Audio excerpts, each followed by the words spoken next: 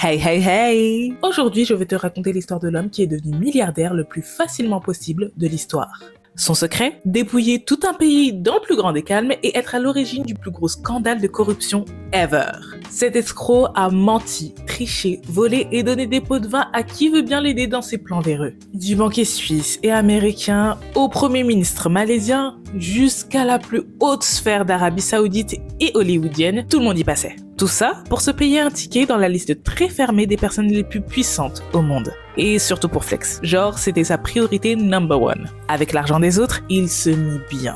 Il se paya plusieurs propriétés luxueuses à travers le monde à plusieurs millions de dollars, des yachts et des jets juste pour le fun, une voiture pour Kim K, des bijoux pour Miranda Kerr, des tableaux pour DiCaprio, et les tarifs d'une certaine Paris Hilton sur qui il a toujours fantasmé, histoire de la pavaner à son bras. Petit fun fact ironique, mais à ce niveau-là, ça découle du toupet outrancier. Il a volé de l'argent pour financer un film qui parle d'un gars qui vole de l'argent. What?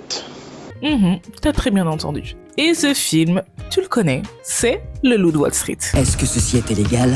Absolument pas. Aujourd'hui, on va parler du faux milliardaire qui a berné Wall Street, Hollywood et le monde entier, a.k.a. Jolo. Je suis Tenzo et je suis là pour te conter l'histoire de tout ce qui brille. Let's go!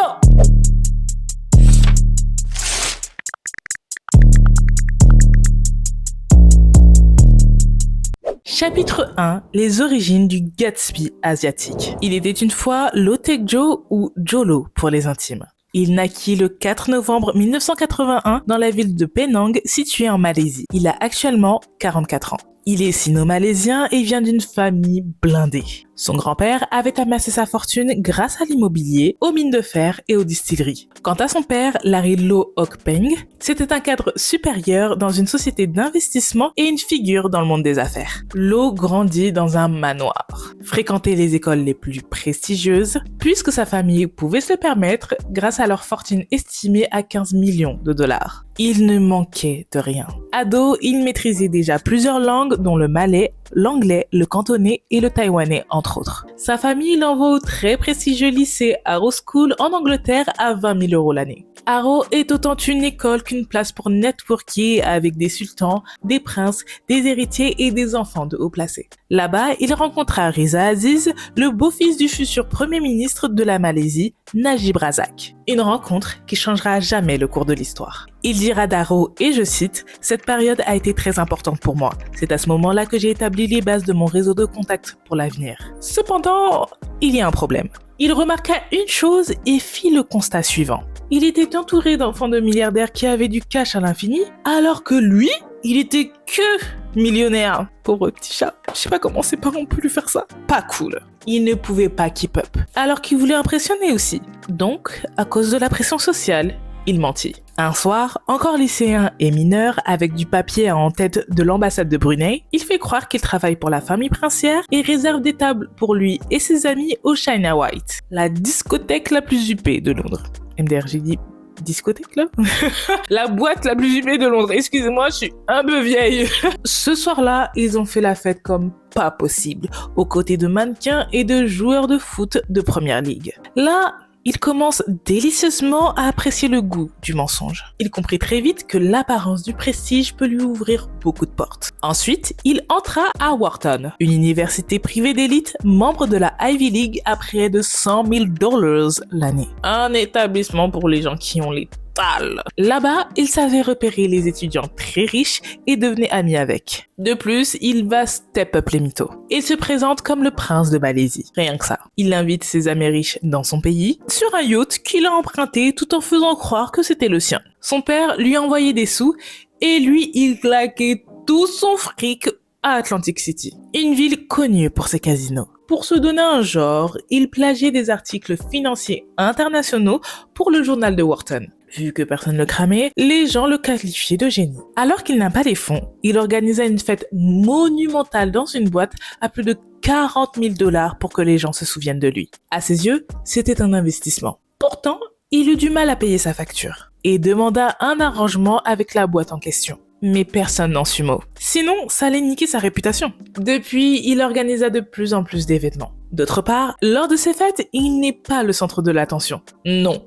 Lui, il reste la plupart de son temps dans son coin et observe sans trop participer. Lui, c'est le genre de gars timide et réservé et dès qu'une femme approche, devient un peu bizarre. Cette réputation lui valut l'un de ses surnoms phares et qui lui va à merveille, le grand Gatsby asiatique. Il apprend très vite que dans ce monde, ce n'est pas ce que tu sais le plus important, mais qui tu connais. Encore étudiant, il gère les finances de ses amis très fortunés et fit une tournée networking dans le Moyen-Orient pour comprendre les pouvoirs en place et comment ces pays se font de l'argent. Ainsi, il commence à développer une certaine obsession pour les fonds souverains d'Abu Dhabi et se fait des contacts en béton armé. Après l'université, dont il n'a pas été diplômé en 2005, contrairement à ce qu'il prétendait, là aussi, ce fut une fabulation de sa part. Il monte rapidement une entreprise en Malaisie, la Winton Consulting Group. Non choisi car il allait win tons of money, genre gagner un max de fric. Un jeu de mots bien ringard, ouais.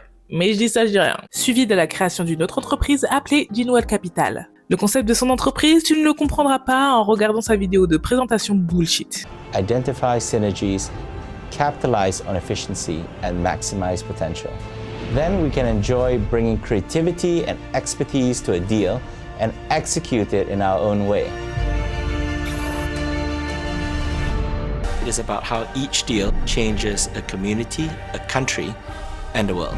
C'est en fait un cercle d'affaires mettant en relation les investisseurs venus du Moyen-Orient et les opportunités d'affaires en Malaisie. Il obtient son premier deal avec la Kuwait Finance House afin d'acquérir un immeuble à Kuala Lumpur pour 87 millions de dollars. Riza Aziz, son pote de lycée, lui présenta les dirigeants du fonds d'investissement Mubadala Investment basé à Abu Dhabi. Et leur relation fut fructueuse. Here comes the money. Here we go. Money talk. Here comes the money. Puisqu'avec l'aide du fonds et d'autres sociétés, il acheta des parts dans EMI Music Publishing pour 2,2 milliards de dollars, un hôtel particulier à New York pour 654 millions de dollars, il racheta Coastal Energy pour 2,2 milliards de dollars et a même failli posséder Reebok pour 2,2 milliards. À l'époque, le gouvernement malaisien cherchait des partenaires pour développer un centre financier en plein cœur de la capitale. Joe a ouï dire cela et propose direct son aide à Najib Razak, futur premier ministre du pays et beau-papa de Riza. Il lui dit « I got you bro » et utilise ses contacts en or qui investissent dans le projet et propose que Najib prenne tout le crédit de la manœuvre. Grâce à ce joli move, il a eu un gain de popularité auprès de la populace, car il prouve qu'il sait conclure des affaires tout en préparant le pays à l'avenir, ce qui l'aida à devenir par la suite Premier ministre. Dorénavant, Najib adore Joe, et ce dernier devient son chouchou et son conseiller. Joe en ajoute une couche, il paye l'université de sa fille et des bijoux pour sa femme Rosma Mansour. En outre, il sait comment y faire avec elle. Souvent, les politiciens asiatiques sont discrets niveau richesse. Ce n'était pas le cas de Rosma.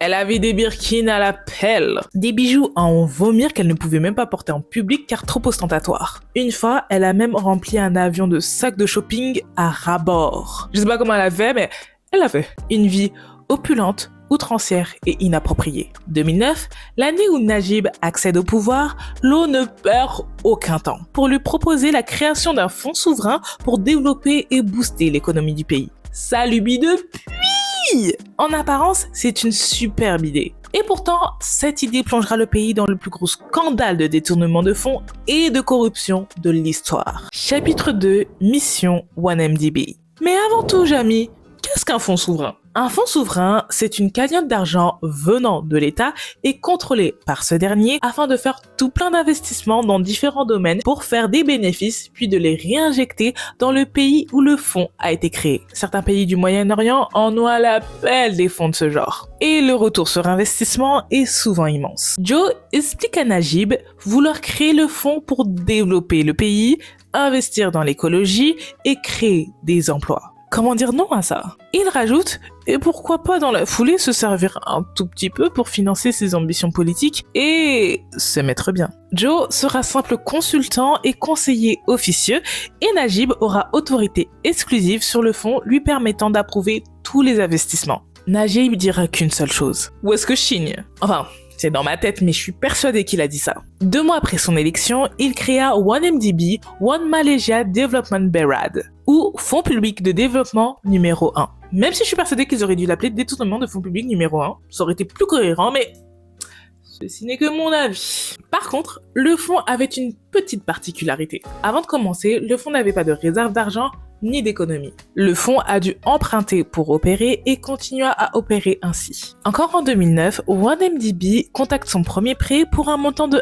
1 milliard de dollars pour faire un partenariat avec la compagnie saoudienne PetroSaudi afin d'exploiter leurs champs pétroliers situés au Turkménistan. Cette entreprise saoudienne a des actifs valorisés à 2,5 milliards de dollars. Cependant, il y a un léger problème. PetroSaudi n'a en réalité aucun champ pétrolier, ni même d'actifs en leur possession. C'est une nouvelle entreprise sans histoire et personne ne sait rien d'elle. Pourtant, le prêt est tout de même validé. Sur la base d'une expertise payée 100 000 dollars, réalisée en 48 heures seulement. Elle valorisait les actifs de PetroSaudi sur la base d'estimations fournies par PetroSaudi. Autant dire que son objectivité était toute relative.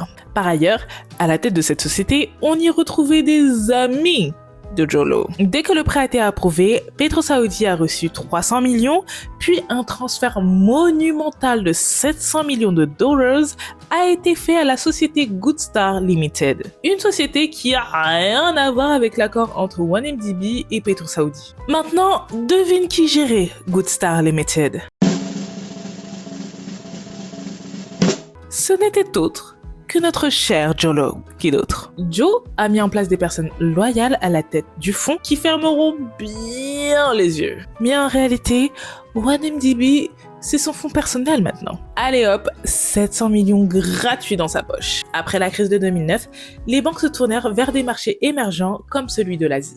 L'Asie est l'avenir et Goldman Sachs, l'une des rares banques internationales encore en vie, le sait pertinemment. Tim Leissner, dirigeant de Goldman Sachs en Asie du Sud-Est, veut profiter des meilleures opportunités d'affaires. Joe est connu de tous dans le milieu, tout comme le fonds 1MDB. Et Leissner veut croquer. Ce dernier avait une réputation de gros fêtard extravagant et coureur de jupons, le genre de personne que l'eau adore. Après l'accord entre PetroSaudi et 1MDB, les deux compères Najib et Lo avaient besoin de nouveaux fonds. Leur plan nécessitait une banque partenaire de renom pour accéder aux marchés financiers internationaux afin de lever des fonds sans limite, tout en faisant en sorte que tout semble légal et carré. Et qui de mieux que Goldman Sachs pour tenir ce rôle? Joe bichonne Leissner comme il sait bien le faire. Ainsi, ils devinrent partenaires d'affaires. Cette histoire, c'est du gagnant-gagnant. Pour la banque 1MDB, c'est le gros lot, et pour l'eau, c'est cette banque le jackpot. À partir de 2012, Goldman Sachs, via Tim et son associé Roger Hung, a aidé 1MDB à lever 6,5 milliards par le biais de 3 émissions d'obligations qui sont des titres financiers utilisés pour une entreprise ou un État pour emprunter de l'argent sur les marchés financiers. Joe a réussi à détourner 2,8 milliards de dollars sur les 6,5, via des sociétés écrans et autres stratagèmes farfelus pour échapper au radar. Le plan est simple, voler de l'argent, le cacher sous une coquille vide et déplacer la coquille dans un labyrinthe complexe éparpillé dans le monde, jusqu'à ce qu'on ne comprenne plus la provenance des fonds. Il ouvrait des sociétés écrans dans des pays où la réglementation est souple, comme au Singapour, au Curaçao, en Suisse, aux îles Vierges, au Luxembourg, aux îles Caïmans et aux Seychelles. Il utilisait des actions au porteur qui consistent à détenir une action physiquement sans que le proprio soit enregistré, anonymisant ce dernier, et utiliser des noms ressemblant à des sociétés déjà existantes. Par exemple, il créa BlackRock Commodities Global Limited, qui sonnait un peu trop comme BlackRock Commodity Strategies Fund, une réelle entreprise. Mais si tu ne prenais pas le temps de creuser ne serait-ce que 2 minutes, tu pouvais tomber dans le panneau. Les transactions n'auraient jamais dû être approuvées. Elles manquaient de transparence flagrante. Le système qui devait réguler les fraudes fut défaillant à tous les niveaux, car ils ont su s'imbriquer comme il le fallait dans les vices du système. Goldman Sachs a reçu une commission 2 fois plus élevée que la normale. Si tout avait été réglo, ils auraient pu le faire avec n'importe quelle autre banque et auraient payé 1% de commission pour les mêmes services. Mais au vu de l'opération inhabituelle et très frauduleuse, leurs frais s'élevaient à 600 millions de dollars. Au passage, Tim a été grassement payé à hauteur de 200 millions et Roger 35 millions.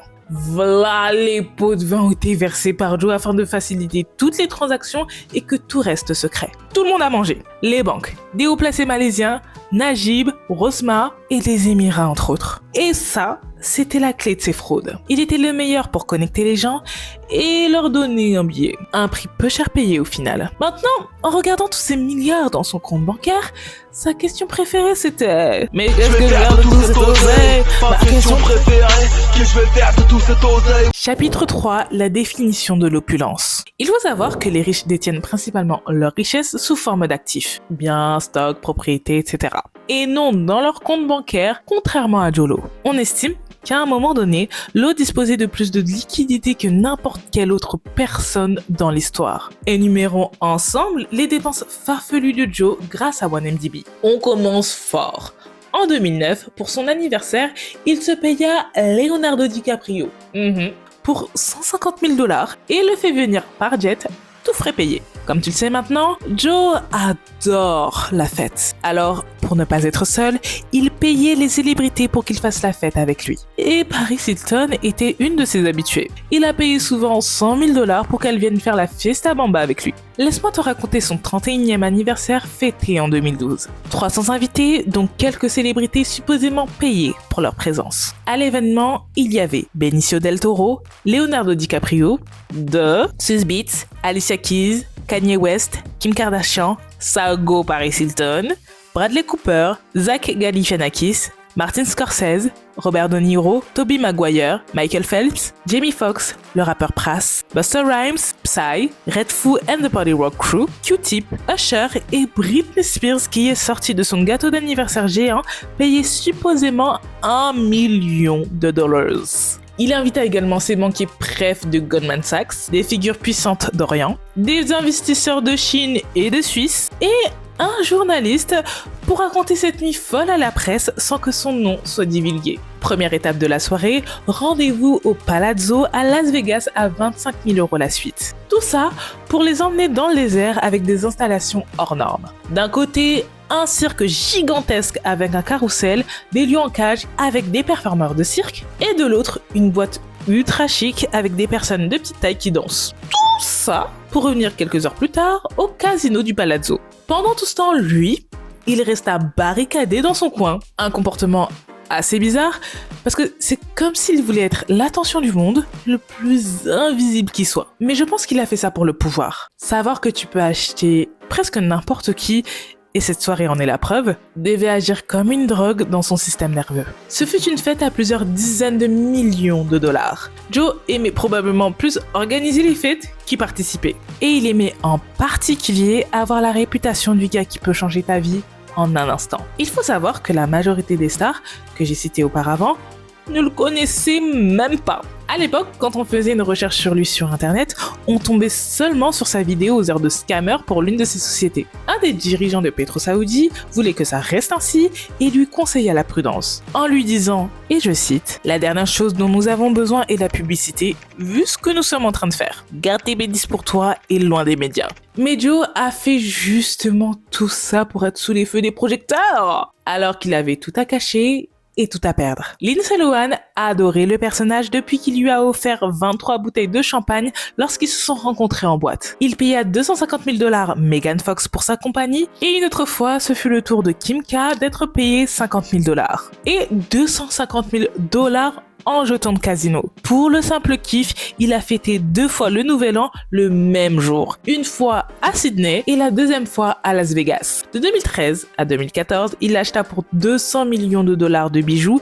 et $310 millions d'œuvres d'art comprenant des Picasso, Van Gogh, Monet et Basquiat. Joe était une baleine, peu importe où il allait. Et hop, je te vois venir, attention, c'est pas une insulte, loin de là. Une baleine, c'est un gros client qui peut refaire ton chiffre d'affaires en un instant. Au pic de sa fourberie, Joe aurait représenté à lui seul un pourcentage de Birkin acheté chez Hermès. Entre-temps, l'eau vola encore plus. Le montant dérobé par ses soins atteignit les $4,5 milliards.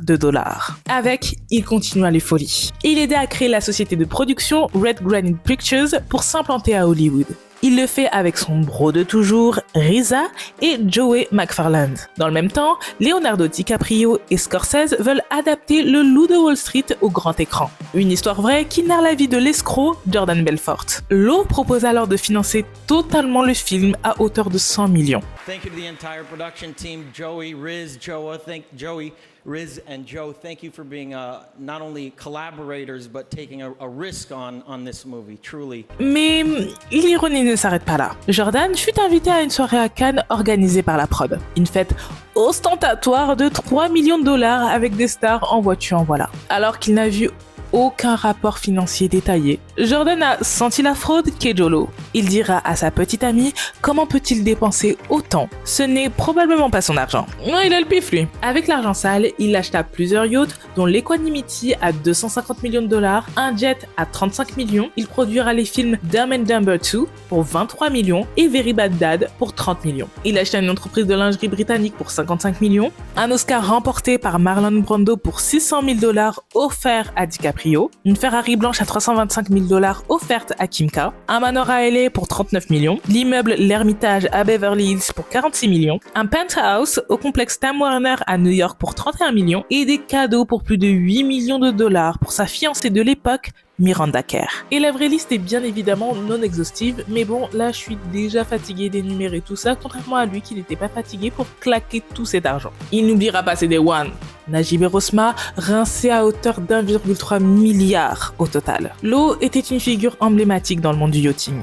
Le yachting, c'est être payé pour traîner avec des riches individus sur un yacht, principalement. C'est quand j'ai fait ma vidéo sur le sujet que j'ai fait la connaissance et effleuré le cas Jolo. Joe était un petit asiatique, randouillard qui avait comme autre surnom grave le panda et qui était maladroit avec les femmes. Les mannequins présents aux soirées étaient souvent très bien payés par Lo et puis choqués lorsqu'il ne leur faisait pas d'avance. Le pire, c'est qu'il pouvait construire un vrai empire, et ça depuis le départ. Cependant, des obstacles lui barraient constamment la route. Ses achats compulsifs, son désir d'être accepté par tous, et son impatience. L'argent propre prend trop de temps pour remplir ses poches, I guess. En vrai, les gens se posaient des questions, mais s'en foutaient au final de la provenance de sa richesse, tant qu'il mangeait. Sauf quelques rares personnes qui ont fait éclater le scandale au grand jour. Et il était temps. Chapitre 4. Dans la sauce. C'est en 2015 que la vérité éclate au grand jour. La journaliste Claire Russell Brown, à la tête du Sarawak Report, un blog anticorruption en Malaisie, s'attaque au cas 1MDB grâce à un lanceur d'alerte, Xavier Justo, un ancien employé de PetroSaudi, qui lui avait fourni des documents officiels de l'entreprise. Elle y découvre les coups fourrés de Joe et Najib pour obtenir des milliards. Elle partage ses trouvailles aux autorités compétentes, au Wall Street Journal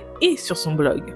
Des manifestations éclatent suite à ça. Le peuple veut que Najib démissionne. Ce qu'il ne fit pas. Parce que pour lui, il est innocent. Un mandat d'arrêt a été émis contre Claire, qui fuit le pays, et Xavier Justo fut jeté en prison. Une enquête a été déclenchée, Najib, encore au pouvoir, vire et met la pression à toute personne mentionnant le fond, que ce soit des journalistes du pays, des opposants ou ses partisans. Tout le monde qui l'embête là, dehors. Ainsi, une nouvelle enquête blanchit Najib et Joe. En 2018, la sortie du livre best-seller Billion Dollar Whale, écrit par des journalistes du Wall Street Journal, relatant l'arnaque en détail, fait grand bruit. Cette même année, lors des élections dans le pays, le peuple chasse enfin Najib et son parti aux commandes depuis 61 ans. Logique, les Malaisiens sont fatigués. Juste après son éviction, une nouvelle enquête a été lancée. La police fait un raid chez Najib et confisque 240 millions de dollars de produits de luxe, dont 12 000 bijoux, 423 montres de valeur, 567 sacs de 37 marques de luxe différentes et 28 millions en cash. Pour se justifier, il a l'audace de dire qu'il est innocent.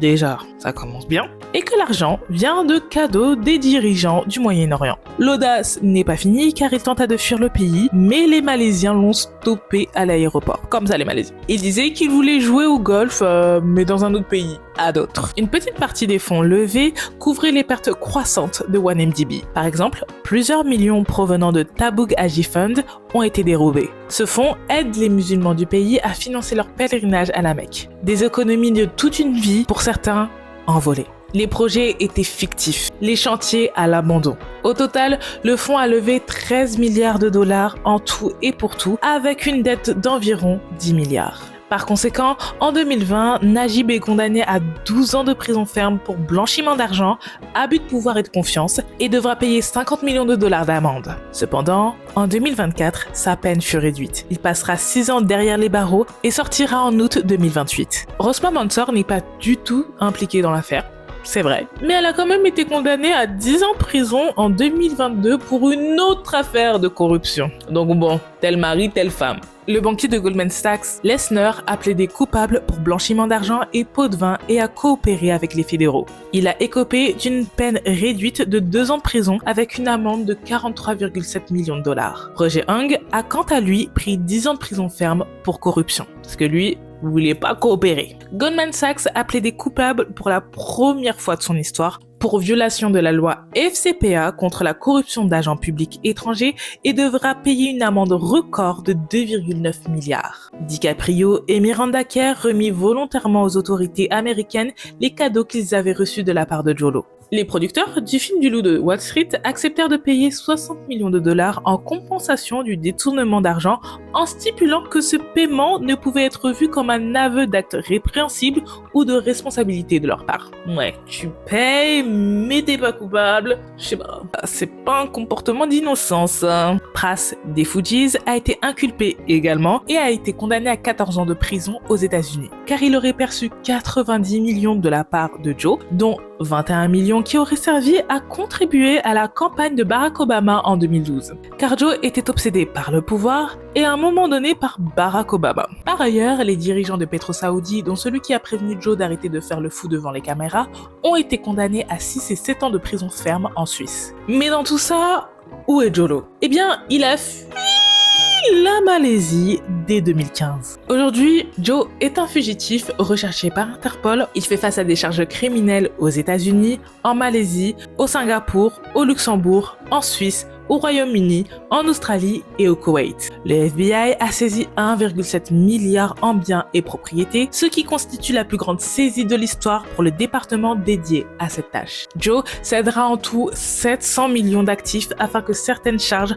soient abandonnées sans pour autant reconnaître sa culpabilité. Lo aurait fui à Chypre, puis avec un passeport australien, il serait parti en Thaïlande et en Chine et bénéficierait de l'aide d'un haut placé du gouvernement chinois. À Skip, il aurait été vu à un show de Victoria's Secret à Shanghai en 2018 et à Disneyland Shanghai courant Noël 2019. Selon les dires de ses proches, il est passé de gars heureux et en paix à parano et anxieux. Et il y a de quoi. À cause de ce scandale, cela a sapé la confiance de la scène internationale envers la Malaisie. Encore aujourd'hui, le pays paye les retombées de ces conneries. Car 1MDB a eu un réel impact négatif sur l'économie du pays et cherche encore à combler ses dettes. C'était l'histoire de Jolo, à l'origine du plus grand cas de kleptocratie à ce jour. On se retrouve dans les commentaires parce que j'aimerais bien avoir ton avis sur tout ça. Que du love, cordialement, Tendo.